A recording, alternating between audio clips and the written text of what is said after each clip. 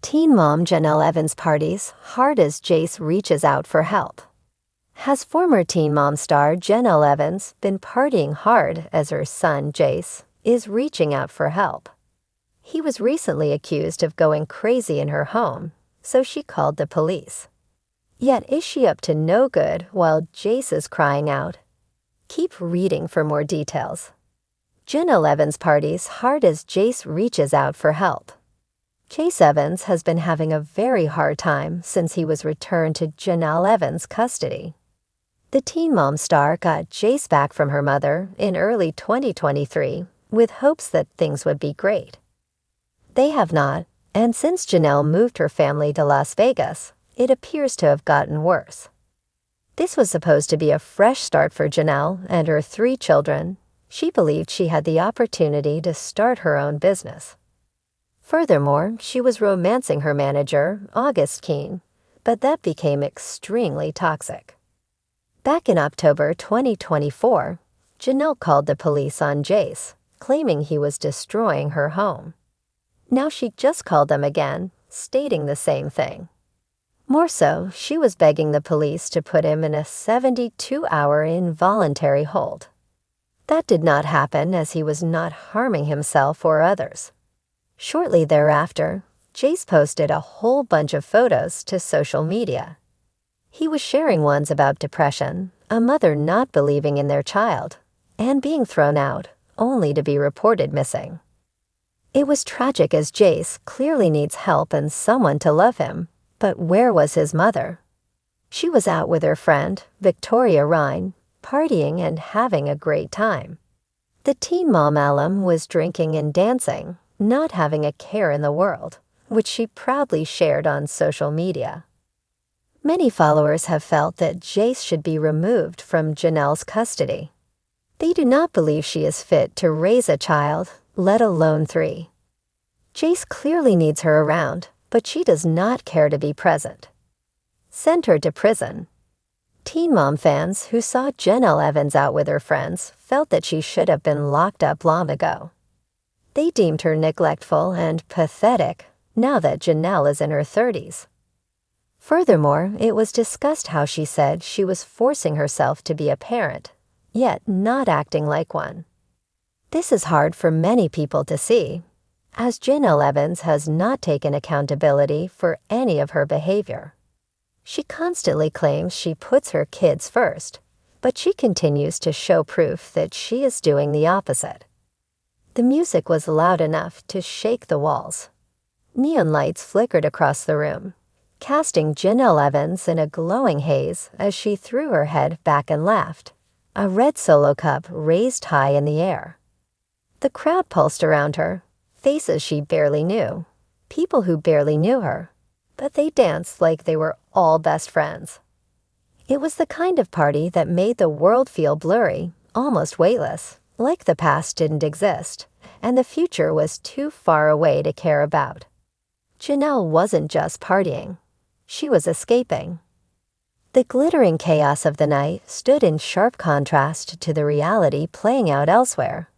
Miles away in a quiet room, lit only by the glow of a phone screen, 14-year-old Jace sat hunched over on his bed, knees drawn up, fingers hovering over the screen. His face was solemn, his eyes tired. He had tried calling earlier. Once, twice, no answer. Now he stared at the text message he'd written but hadn't sent. "Mom, I need you. Something's not right." He read it again and again, then finally hit send. Back at the party, Jenelle didn't hear the chime of her phone through the music. It was buried in her oversized purse on a leather couch, abandoned as she downed another shot and threw her arms around a friend whose name she couldn't remember. A camera flash went off, someone documenting the night, someone who might sell the photos tomorrow. But that didn't matter to her tonight. Her laughter was louder than her memories. Jace's text went unread. In the house Jace shared with Jenelle and her husband, David Eason, the walls had become too thin. Arguments traveled through them like smoke, seeping under his door and into his dreams. He couldn't quite name what he was feeling, It was part fear, part sadness, part that gut-deep knowing that something was off. Since returning to Jenelle's care, the honeymoon period had been brief. Jace wanted to believe his mom had changed. He wanted to believe this time would be different. But the old patterns crept back quickly.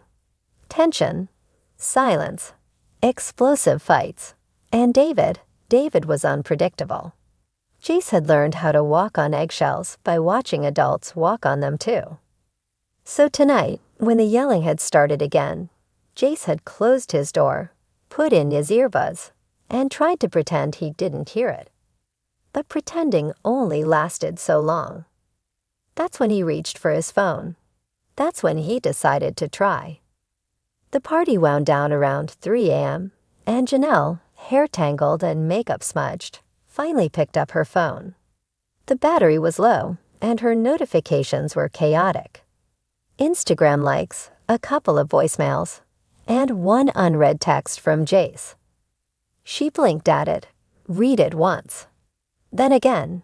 The music wasn't loud anymore, but her thoughts were deafening. Mom, I need you. Something's not right. Her buzz wore off fast. By the time Jenelle got home, the sun was just beginning to rise. She crept into the house, trying not to wake anyone, but she didn't have to. Jace was already up, curled on the couch like he hadn't moved all night. His eyes met hers.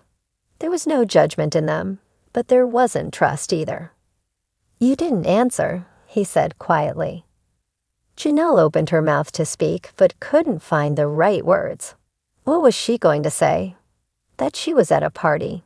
That she forgot. I was scared, Jace added, barely audible. And that shattered her.